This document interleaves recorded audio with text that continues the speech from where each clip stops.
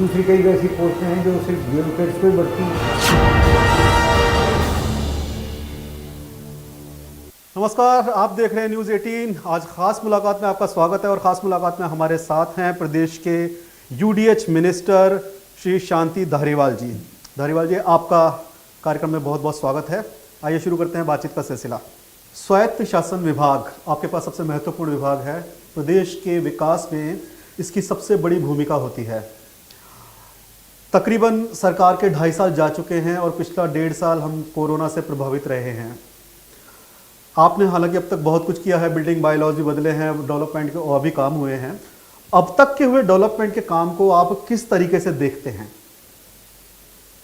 देखिए, मैं ये मान करके चलता हूँ कि ऐसी विषम परिस्थितियों में मुझे उम्मीद नहीं थी कि हमारी नगर पालिकाएँ, हमारी नगर परिषदें, हमारा नगर निगम, हमारे जो है नगर विकास न्यास हो चाहे प्राधिकरण हो, वो इतना बेहतरीन काम करके दिखाएंगे। एक तरफ तो उनको विकास के काम का जुम्मा था और दूसरी तरफ कोविड का मुकाबला करना था। कोविड के मुकाबले में भी वो लोग खड़े रहे। अब सरकार के तकरीबन 2.5 साल बाकी हैं, आधा वक्त निकल चुका है और हम ये मानते हैं कि जब कोई भी सरकार होती है उसके आखिरी 6 महीने अगले चुनाव की तैयारियों में जाते हैं। मतलब लगभग मोटा मोटी 2 साल बाकी हैं। तो 2 साल के इस वक्त के लिए प्रदेश के विकास के लिए बतौर यूडीएच मिनिस्टर आपकी क्या रोड मैप है? देखिए, जहाँ तक सवाल आपका ये है कि साहब चुनाव और चुनाव के लिए सिर्फ 2.5 साल बाकी, कांग्रेस हमेशा तैयार रहती है चुनाव के लिए। हम तैयार हैं, करवाना चाहो तो कल करवा लो चुनाव। और जितने चुनाव हुए अभी उनमें क्या रिजल्ट निकले? एक तरफ तो हमारे लिए ये कहा जाता है कि साहब हमारा संगठन नहीं है। भाई संगठन नहीं है तो आप जीत जाओ ना यार, जीते क्या आप कहीं? तो इसलिए हमें चुनाव की कतई चिंता नहीं है। हमें जनता के कामों की चिंता है कि जनता को किस प्रकार से इस महामारी से बचाया जावे और जनता को किस प्रकार से लाभ पहुंचाया जावे। उस गरीब को जो है उसके भोजन का कैसे प्रबंध हो, उसकी जो रोजगार का कैसे प्रबंध हो। हमारे मुख्यमंत्री जी तो इसी काम में लगे रहते हैं। बीमारी के बावजूद किसी आदमी से आप उम्मीद नहीं कर सकते कि वो 16 घंटे काम करेगा। वो काम कर रहे हैं। तो प्रदेश के विकास को लेकर बतौर यूडीएच मिनिस्टर आपके डिपार्टमेंट के पास और क्या रोड मैप है और क्या प्लान्स हैं? देखिए, जहाँ तक विकास का मैंने बताया ना आपको सवाल है, जैसे मैंने पहले भी बताया आपको कि विषम परिस्थितियों के बावजूद करीब करीब हर नगर निगम में, हर नगर परिषद में, हर पालिका में काफ़ी काम हुए हैं। आर्थिक संकट अलग है क्योंकि मुख्यमंत्री जी ने सारा बजट जो है वो कोविड के इंतजाम के लिए दे दिया। जो मुख्यमंत्री जी को पसंद नहीं करते वो विधायक भी मुख्यमंत्री जी के इन कामों की तारीफ करते हैं कि हमारे यहाँ इतनी उम्मीद नहीं थी कि जिस तरह उन्होंने काम दे दिया। ऐसे कई दृष्टांत हैं, नाम लेना अच्छा ठीक नहीं है, लेकिन ऐसे कई दृष्टांत हैं। एक विधायक ऐसा नहीं है जो ये कह दे कि उससे कुछ मांगा हो और मुख्यमंत्री जी ने बजट का प्रोविजन नहीं किया हो उसके लिए। कोई नहीं कह सकता। विकास का काम हुआ है, प्रोजेक्ट्स भी पूरे हो रहे हैं, नए प्रोजेक्ट्स भी हैं हाथ में। अभी जैसे मानसून आ गया है, बरसात, बिल्कुल हमारा पूरा मौसम सामने है हमारे। अच्छा, राजस्थान में अगर विकास का आईना देखना है तो हम राजधानी की बात करते हैं। राजधानी को देखें तो समझ में आ जाता है कितना विकास, कैसा विकास हो रहा है। द्रव्यवती प्रोजेक्ट, द्रव्यवती नदी की बात करें, आज उसकी हालत एक नाले से भी बदतर हो चुकी है। हालत तो जब ये बन रही थी, जब इस पर काम चल रहा था, तभी हमें शक था, लेकिन हमारा बस नहीं चला कुछ, क्योंकि सरकार भारतीय जनता पार्टी की थी। तो पिछली सरकार के तो चलिए प्रोजेक्ट हैं जो अधूरे हैं, जो आपके माथे आए हैं, लेकिन एक प्रोजेक्ट कांग्रेस का है, मेट्रो का। हाँ, क्या लगता है आपको 3rd फेज पूरा कर पाएंगे? मेट्रो का प्रोजेक्ट नहीं है। मेट्रो की शुरुआत हमने ही की थी। मुख्यमंत्री जी ने जो है बाकायदा शुरू में मुझसे ये कहा था कि यार तुम्हारे कोटा में जो है श्रीधरन जी आए और आकर के वहाँ पर टेक्निकल यूनिवर्सिटी में उन्होंने भाषण दिया कि जयपुर में भी जो है वो मेट्रो होना चाहिए। तो कुछ उसके बारे में क्या क्या क्या सोचते हो? मैंने कहा आपका क्या फरमाना है? कि नहीं अपने को मेट्रो के लिए काम करना है। मुख्यमंत्री जी ने मुझे आदेश दिया, हमने मेट्रो का काम किया और मेट्रो का काम किया। वर्ल्ड रिकॉर्ड है जयपुर में वर्ल्ड रिकॉर्ड है कि इतनी बेहतरीन तरीके से जो है उसका काम हुआ और टाइम के अंदर अंदर पूरा हुआ और टाइम के अंदर अंदर हमने जो है मेट्रो चला के रख दिया। अब सवाल रहता है कि दूसरे फेज का, तो उन्होंने तो कुछ नहीं किया। हम तो जब हमारी सरकार 2013 में जा रही थी तब हमने जो है उस तत्कालीन प्रधानमंत्री मनमोहन सिंह जी को बुला करके और चांदपोल पे जो है चांदपोल से लेकर के जोरी बाजार तक का बड़ी चौपड़ तक का जो है उसका शिलान्यास करवाया था। शिलान्यास करवा करके काम चालू कर दिया था। हमारी चुनाव हुए, चुनाव में हम हार गए, वो ये लोगों ने जीत गए, जिम्मेदारी उनकी थी जी। लेकिन वो टुच तो 5 साल उन्होंने निकाल दिए, लेकिन वो बड़ी चौपड़ तक मेट्रो नहीं पहुंचा पाए। हम आए और हमने आकर के मेट्रो पहुंचाई वहाँ पर। विकास और सियासत दोनों साथ साथ चलती रहती हैं। यहाँ हम रुकेंगे एक छोटे से ब्रेक के लिए, बातचीत का सिलसिला जारी रहेगा। और अधिकारियों का मनोबल हमेशा ऊंचा रखना चाहिए। गवर्नर की पोस्ट ले लो चाहे दूसरों की पोस्ट ले लो, वो भी जो है पॉलिटिकल आदमी को दी जाती है, लेकिन दूसरी कई वैसी पोस्टें हैं जो सिर्फ ब्यूरोक्रेट्स को ही बढ़ती हैं। ब्रेक के बाद आपका खास मुलाकात में एक बार फिर से स्वागत है। सर, हम बात कर रहे थे प्रोजेक्ट्स और विकास कार्यों के साथ चलने वाली राजनीति की भी। जीएसटी काउंसिल मीटिंग में हमने देखा है कि राजस्थान और पंजाब जैसे राज्यों के साथ में उनकी मांगों पर ज़्यादा तवज्जो नहीं दी जाती, उनको इतना महत्व नहीं दिया जाता। हाल ही में आपने काउंसिल की एक बैठक में कोरोना की जो वैक्सीन है उस पर 0 रेटेड टैक्स की मांग की थी, जिसको रिजेक्ट कर दिया गया था। क्या आपको लगता है कि केंद्र इसमें मनमर्जी और एक तानाशाही वाली प्रवृत्ति अपनाता है? पक्षपात, सीधा सीधा आरोप था हमारा तो पक्षपात किया जा रहा है। हमने सबसे पहले ये बात मांग उठाई थी। हम 8-9 लोग थे, चाहे बंगाल के थे मित्रा साहब, बादल साहब थे आपके पंजाब के, झारखंड के थे आपके TN सिंह साहब छत्तीसगढ़ के थे, मैं था, वगैरह वगैरह। हम 8 आदमी थे। 8 आदमियों ने इस बात के लिए मांग उठाई थी कि ये वक्त है, हम हज़ारों करोड़ रुपया लगा करके अस्पताल खोलते हैं, दवाइयाँ फ्री देते हैं, ये देते हैं, वो करते हैं, लेकिन वैक्सीन पर जो है टैक्स लगाते हैं। कोविड से रिलेटेड जितनी भी चीज़ें हैं उनके ऊपर GST लगाते हैं। ये कहाँ का तुक है? तो हमने उसलिए जीरो रेटेड जो है वो चीज़ मांगी थी कि 0 रेटेड, लेकिन हमारी बात को स्वीकार नहीं किया गया। भारतीय जनता पार्टी के जहाँ पर भारतीय जनता पार्टी का शासन है उन राज्यों द्वारा चुप्पी काट ली गई, बोले नहीं, GST की मीटिंग में नहीं बोले और हमारी बात को मोड़ करके इस तरीके से कर दिया कि अच्छा ठीक है, हम एक ग्रुप ऑफ मिनिस्टर्स को फॉर्म करते हैं और जो है उसको ये काम दे देते हैं कि उसकी रिपोर्ट क्या आती है क्या नहीं आती है। हम जानते थे कि क्या होने वाला है। तो 8 स्टेट जो जिसमें भारतीय जनता पार्टी का शासन नहीं है, उनमें से एक को भी उसको मेंबर नहीं लिया गया। मेंबर किसको बनाया गया? उसका मिनिस्टर ऑफ ग्रुप का, भारतीय जनता पार्टी की शासन, जहां पर राज्य के शासन वहां के फाइनेंस मिनिस्टर्स को उसका बनाया गया। पक्षपात है नहीं तो क्या है? अगर ये पक्षपात नहीं है तो फिर क्या है? क्या हमने आवाज उठाई?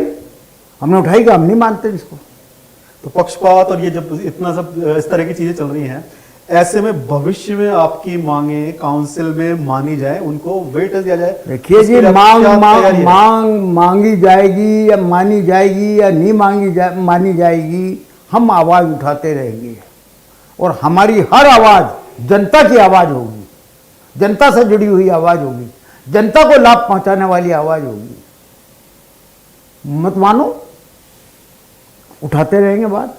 स्थानीय निकाय LSG आपके पास में एक बहुत इंपॉर्टेंट डिपार्टमेंट है। स्थानीय निकायों पर पहले भी भ्रष्टाचार के आरोप लगते रहे हैं, मामले आते रहे हैं। अभी एक लेटेस्ट एग्जांपल आया था हमारे सामने, जयपुर ग्रेटर नगर निगम का। यहाँ पर जयपुर में हमने पहले भी देखा है कि जनप्रतिनिधि चुने हुए हैं और जो अधिकारी लगाए गए हैं, CEO, पुराना इतिहास है, इनकी तनातनी और सब चलती रहती है। लेकिन पहली बार इतिहास में राजस्थान सरकार ने ऐसा कदम उठाया है जो नेवर बिफोर रहा है कि न केवल मेयर को सस्पेंड किया गया बल्कि उनके खिलाफ मुकदमे भी दर्ज करवाए गए हैं। तो ये मामला बहुत गहरा भी होता जा रहा है। आपके पास लीगल डिपार्टमेंट भी है, तो आप एक बतौर एलएसजी और बतौर लीगल डिपार्टमेंट के मुखिया होने के नाते इस सबको आप किस तरीके से देखते हैं? देखिए, अधिकारियों से काम लेना पड़ता है और अधिकारियों का मनोबल हमेशा ऊंचा रखना चाहिए। ये सरकार का कर्तव्य है कि कोई अधिकारी अगर काम करना चाहता है तो निश्चित उसको हर तरह का प्रोटेक्शन मिलना चाहिए। जब अगर अधिकारियों के साथ इस तरीके की वारदात होने लगे तो सारे अधिकारी जो हैं वो काम करना बंद कर देंगे।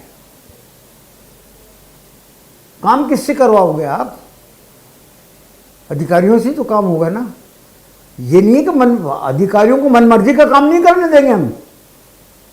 जनता के हित के लिए अगर मान लीजिए कोई जनप्रतिनिधि जाकर के उनसे कोई बात कहता है तो सुननी पड़ेगी उनको, और वाजिब होगी तो करना पड़ेगा उनको। लेकिन वो जनप्रतिनिधि से ये उम्मीद नहीं करना चाहिए कि साहब वो जाकर के वहाँ पर किसी तरीके की फौजदारी की कार्रवाई करे, किसी तरीका क्रिमिनल एक्ट करे, मारपीट करे, ये करे वो करे। ये कभी नहीं होने देंगे। अगर इस तरीके से हमने अगर वहाँ पर एक्शन नहीं लिया होता तो कई जगह पूरी 213 नगर पालिकाएँ हैं, नगर पालिकाओं के अधिकारियों का क्या हाल होता। राजनीति, जनप्रतिनिधि, कार्यकर्ता इन्हीं का एक हिस्सा है। आपके कार्यकर्ता कई बार, आपके कई नेता भी, पार्टी के नेता, वो ये सवाल भी उठा चुके हैं कि जो मुख्य गैर राजनीतिक नियुक्तियां हैं वहां पर रिटायर्ड ब्यूरोक्रेट्स को बिठाया जाता है। और ऐसे उस सवालों के बीच में आपके डिपार्टमेंट ने हाल ही में यूडीएच में चीफ कंसल्टेंट के तौर पर एक रिटायर्ड ब्यूरोक्रेट को बिठाया है। काफी साहसी फैसला। ये तो होता आया है, हर सरकार में होता है, हर सरकार में होता है। कुछ ऐसी पोस्टें होती हैं जहाँ पर कि आप ये क्या बात करते हैं, आप गवर्नर की पोस्ट ले लो चाहे दूसरों की पोस्टें ले लो, वो भी जो है पॉलिटिकल आदमियों को दिए जाती ही नहीं जाती हैं। लेकिन दूसरी कई ऐसी पोस्टें हैं जो सिर्फ ब्यूरोक्रेट्स को ही बढ़ती है। तो अभी जो 5-7 पोस्टें बटी हैं जिन पर कहा जाता है कि साहब अधिकारियों को ही ये पोस्टें दी गई हैं, बिठाया गया अधिकारियों को, जो है रिटायर्ड अधिकारियों को बिठाया गया, वो पोस्टें इस तरीके की हैं। जैसे बिजली का है आपका ये इलेक्ट्रिक का ये वो क्या कहते हैं उसको आयोग। अब उस आयोग में हमेशा देख लीजिए आप, जब से आयोग बना है तब से लेकर के आज तक जो कोई रिटायर्ड ब्यूरोक्रेट ही बैठा है। तो जो होता आया है। लेकिन राजनीतिक नियुक्तियां तो करने के लिए का विचार पूरा रखते हैं ना मुख्यमंत्री जी, कर ही रहे हैं। अभी जो आप ये देखिए कि आपके करीब 150 से ज़्यादा जो है नगर निकायों में उन्होंने मनोनयन किया है। तो किसी अफसर का थोड़ी किया है, राजनीतिक कार्यकर्ता का ही तो किया है। राजनीति पर धारीवाल जी से बात जारी रहेगी। यहाँ रुकते हैं एक छोटे से ब्रेक के लिए। और अधिकारियों का मनोबल हमेशा ऊंचा रखना चाहिए। गवर्नर की पोस्ट ले लो चाहे दूसरों की पोस्ट ले लो, वो भी जो है पॉलिटिकल आदमी को दी जाती हैं। लेकिन दूसरी कई ऐसी पोस्टें हैं जो सिर्फ ब्यूरोक्रेट्स को ही बढ़ती हैं।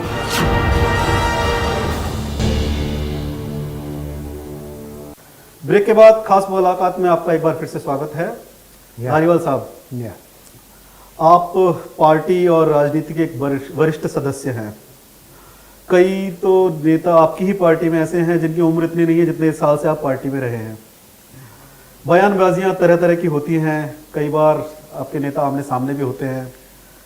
एक बतौर वरिष्ठ सदस्य, एक पार्टी का सीनियर लीडर होने के नाते, सीनियर मेंबर होने के नाते, आप इस सब चीज़ों के बारे में क्या सोचते हैं और ऐसा करने वालों के लिए आप क्या संदेश देते हैं?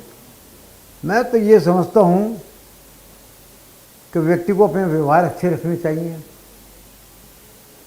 और राजनीति में काम करने वाला व्यक्ति को तो राजनीतिक सोच तो होती है उसकी, लेकिन एक इंसानियत भी होनी चाहिए उसमें, कि इंसानियत से जो है वो भरपूर रहे वो आदमी। यही मान के चलता हूँ। और पार्टी में जब आपस में ही अगर वो ये एक तो दूसरे पर होता बात आया करते है, हैं। पार्टी में होता आया है। पार्टी में मामूली मतभेद तो होते हैं, पर एक आपकी और मेरी दोस्ती है। अब दोस्ती में मैंने कुछ कह दिया, आपने उसको बुरा मान लिया, फिर एक हो गए, तो ये तो सब होता आया है, इसमें कोई खास बात नहीं है। कौन सी ऐसी पार्टी है जिसमें ऐसा नहीं होता हो, बताइए मुझे आप। बीजेपी आरोप लगाती है आपके यहाँ ज़्यादा है? हम बीजेपी पे लगाते हैं आरोप, क्या होता है उनके यहाँ? आज ही के समाचार पत्रों में खबर थी कि जब पूनिया जी को टिकट नहीं मिला, भैरव सिंह शेखावत ने टिकट नहीं दिया उनको 98 में, तो उन्होंने जो अपने उससे युवा जनता के अध्यक्ष पद से इस्तीफा दे दिया था और पब्लिक स्टेटमेंट दिया था कि मेरी पीठ पे छुरा भोंका गया है। तो ये सब होता है, इसमें क्या हो रहा है? वो कोई दूध के धुले हुए हैं क्या? भारतीय जनता पार्टी में क्या नहीं हुआ और क्या नहीं हो रहा अभी देखिए ना, क्या नहीं कि सिर्फ फुटबॉल हो रहा नहीं हो रहा है। हमारी पार्टी में तो फिर भी बहुत कम है, ये मान के चलिए आप, जितने भारतीय जनता पार्टी में गुटबाजी है। और ऐसी गुटबाजी है कि मान लीजिए कोर कमेटी में आप मेंबर हो तो, लेकिन आपको इतला नहीं दिया जाती, वो कोर कमेटी की मीटिंग हो जाती है। हमारे यहाँ ऐसा नहीं होता, कई बातें हैं। और आपके लिए ये भी माना जाता है कि पार्टी के वरिष्ठ सदस्य होने के नाते 3 बार के आप एमएलए रहे हैं, मंत्री भी रहे हैं, सदन में जब विधानसभा सदन चल रहा होता है, सत्र चल रहा होता है, तब आप सरकार के संकट मोचक की भूमिका में होते हैं, उसके डैमेज कंट्रोल की बात नहीं करते हैं। सरकार पे संकट कभी आया ही नहीं, तो संकट मोचन के होने का तो सवाल ही पैदा नहीं होता। हमारा तो हर विधायक अपने आप में मजबूत है, अपने आप में मजबूत है, हर विधायक मजबूत है। बाकी जो छोटी मोटी बातें होती हैं उनको एग्जीक्यूटेड पिक्चर जो है मीडिया वाले देते हैं, आप लोग देते हो, और कौन देता है? बड़ा चढ़ा करके चटकारे दे करके जो है ये बातें कर। शायद इसीलिए विपक्ष कहता है कि आप है ना जो मुद्दों को भटका देते हैं, मुद्दे से लोगों को। नहीं सदन में भी ऐसा नहीं है, ऐसा नहीं है। मैं तो प्रतिपक्ष के लोगों के भी पूरा आदर करता हूँ, जहाँ तक मुझसे संभव हो सकता है वहाँ तक, और उनकी बात भी पूरी धैर्य से सुनते हैं, लेकिन जवाब तो देना पड़ता है। अगर वो सरकार पे अटैक करेंगे तो फिर हम क्या करेंगे? हाथ पे हाथ धर के बैठ जाएंगे? जवाब देंगे। तो जवाब देने के में भी एक मामला और है, फोन टैपिंग का मामला बड़े जोर शोर से उठाया जा रहा है। पर प्रदेश की राजनीति से लेके केंद्र की राजनीति, दिल्ली तक उसको लेकर हलचलें हैं। दिल्ली में मामला दर्ज हुआ है और वहाँ से फोन टैपिंग के मामले में जो दिल्ली क्राइम ब्रांच है वहाँ से नोटिस इश्यू हुआ है, आपका भी उसमें नाम। उल्टा चोर कोतवाल को डांटे वाला किस्सा हो रहा है। वो सैंपल दिया नहीं गया, भाग गए, और अब उल्टा दिल्ली में जाकर के रिपोर्ट दर्ज करवाई है। क्या पता क्या किसने सलाह दी है, किसने नहीं दी है।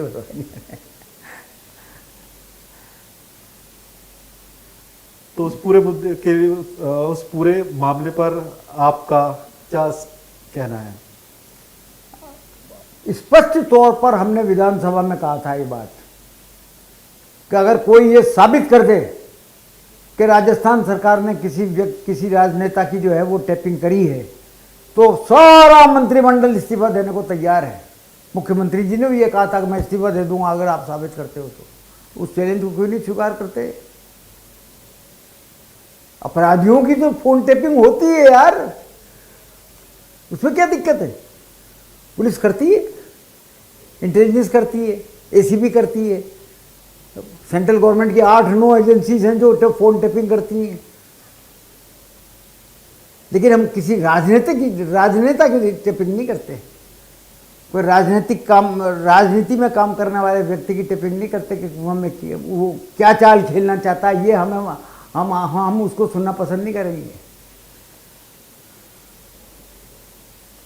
जयपुर, दिल्ली, राज्य और दिल्ली की बात करिए, दिल्ली के बाद में एक कनेक्शन हो रहा है, कोटा कनेक्शन।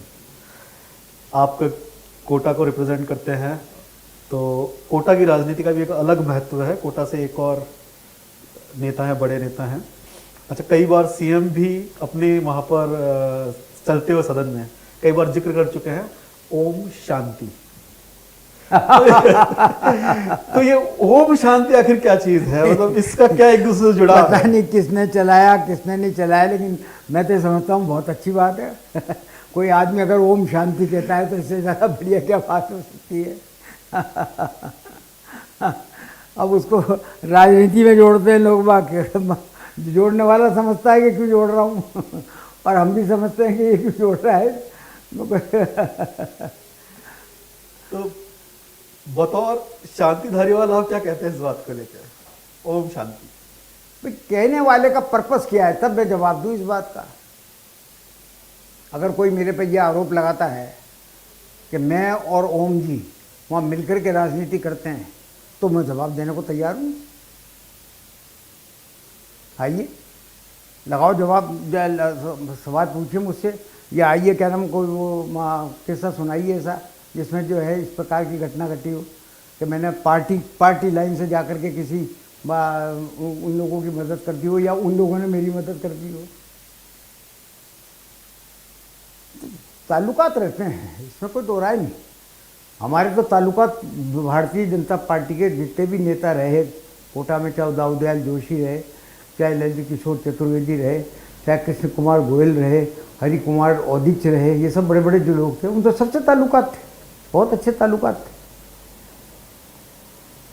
राजनीति की जगह थी। जब चुनाव आता था तो आमने सामने होते थे बाकायदा। और यही आज भी है। अभी भी नगर निगम का चुनाव हुआ तो वो बिरला साहब जो है अपने हिसाब से के अपने उम्मीदवारों को जिताने के लिए घर बैठे बैठे प्रचार कर रहे थे, गोटियां खेल रहे थे, और हम हमारे उम्मीदवारों को जिताने के लिए कर रहे थे।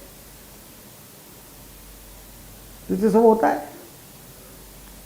चुनाव लड़े, मेरे खिलाफ तो चुनाव लड़ चुके हैं वो 2003 में मैं हारा, वो जीते।